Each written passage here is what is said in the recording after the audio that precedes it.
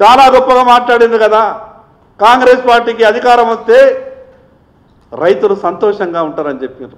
ఇదేనా రైతులకు సంతోషం ఉండే విషయం?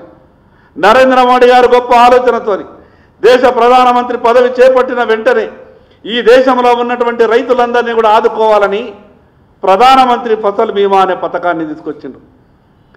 ప్రధానమంత్రి ఫసల్ బీమా పథకం వచ్చిన తర్వాత దేశంలో ఉన్నటువంటి రైతులంతా కూడా సంతోషాన్ని వెలిబుచ్చిండ్రు. మాకు నష్టం ఎప్పుడు జరిగినా మాకు బాధలు ఉండకుండా రేపు అన్ని విషయాలలో ఈ ఫసల్ బీమా పథకం ద్వారా మాకు మంచి జరుగుతుంది రైతులంతా కూడా ఆశపడ్డారు. కానీ గతంలో 10 ఏళ్ళు ఈ తెలంగాణ రాష్ట్రాన్ని పరిపాలించిన టీఆర్ఎస్ పార్టీ మోసం చేసింది. కేవలం ఒకే ఒక సంవత్సరం ఫసల్ బీమా పథకంలో భాగస్వామ్యమైంది. మిగతా 9 సంవత్సరాలు ఫసల్ బీమా పథకానికి నయా పైసా ఇవ్వలేదు. ఎన్నికల మేనిఫెస్టోలో కాంగ్రెస్ పార్టీ చెప్పింది ఫసల్ బీమా పథకాన్ని ఈ రాష్ట్రంలో అమలు చేస్తామని చెప్పింది. కేంద్ర ప్రభుత్వం గొప్పగా ప్రవేశపెట్టినటువంటి ఫసల్ బీమాలో రాష్ట్ర ప్రభుత్వం భాగస్వామ్యం అవుతామని చెప్పారు.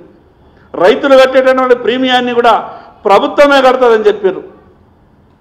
మరి ఇచ్చిన మాటని ఇప్పటి వరకు కూడా పెట్టలేదు. తెలుపు బడ్జెట్లో పెట్టిండు, 2023-24 బడ్జెట్లో పెట్టిండు, 24-25 బడ్జెట్లో దాన్ని ఊసే లేదు. ఇప్పటి వరకు ఫసల్ బీమాకు 10 రూపాయలు కూడా ఈ రాష్ట్ర ప్రభుత్వం కేటాయించలేదు.